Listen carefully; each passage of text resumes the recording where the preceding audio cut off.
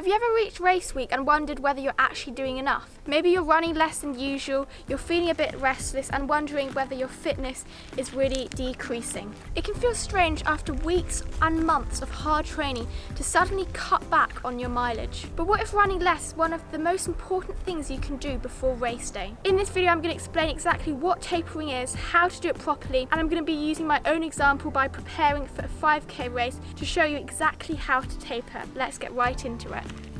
So what is tapering? Tapering is the planned reduction of training before a race. So rather than continuing to push high mileage and hard workouts right up until race day, runners gradually reduce their training volume to allow the body to recover while maintaining fitness. So guys, ultimately the key word here is volume. The goal isn't to stop training completely, it's to reduce the amount of stress you're putting on your body so that you can arrive at the start line feeling fresh, recovered and ready to perform.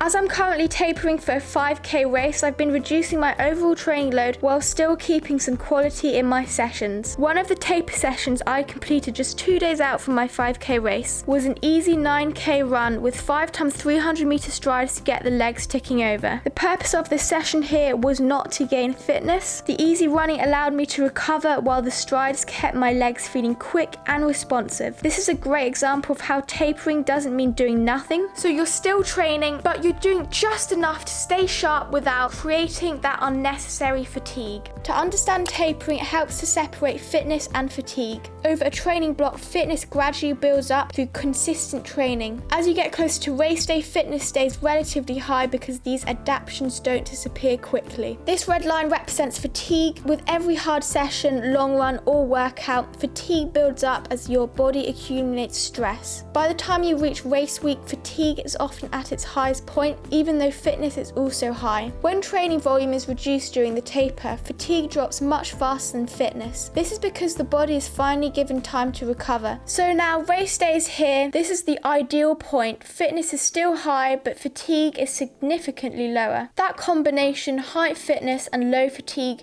is what allows peak performance. You're not fitter than before the taper. You're simply less tired, which allows you to actually express the fitness you've already built. So why is tapering important? So throughout a training block, every run builds fitness, but to be honest, it also creates fatigue. The harder and longer you train, the more fatigue accumulates. By race week, many runners are carrying a lot of fatigue, even if they're in their best shape of their lives. Now the problem is that fatigue can hide fitness. You might be incredibly fit, but if you're exhausted, you won't be able to perform at your best. Now this is where tapering comes into play. So when should runners taper? The length of a taper depends on the race distance. The key principle is to reduce training volume while keeping a small amount of intensity there to stay sharp. In my case, the reduction in mileage isn't random, it's because I'm in a heavy racing period. When you're racing frequently, you can't stay at peak training load all the time because the fatigue would just build up too much. So instead, I've reduced my weekly mileage from around 80 kilometers down to 60 kilometers. So by reducing overall training volume, I'm giving my body more time to recover between races while still keeping enough running to maintain fitness and rhythm. So a lot of runners worry that running less automatically means that they're going to lose fitness, but in the short term, that is simply not how it works. Fitness doesn't drop off quickly, especially over a tapered period. What actually changes is fatigue.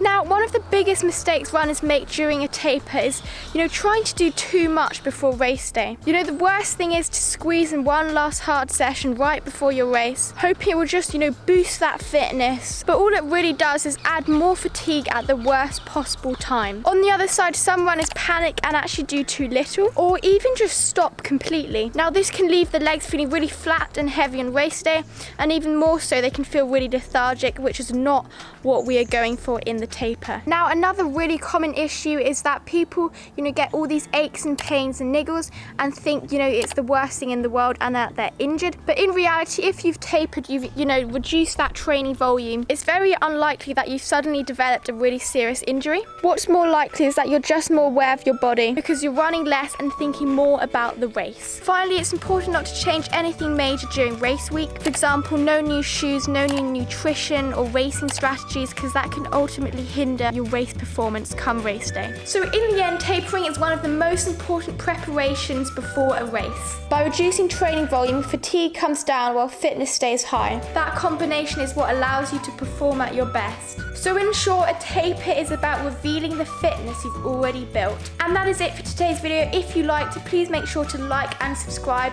and make sure to run because it's fun, and I'll see you in the next one. Bye.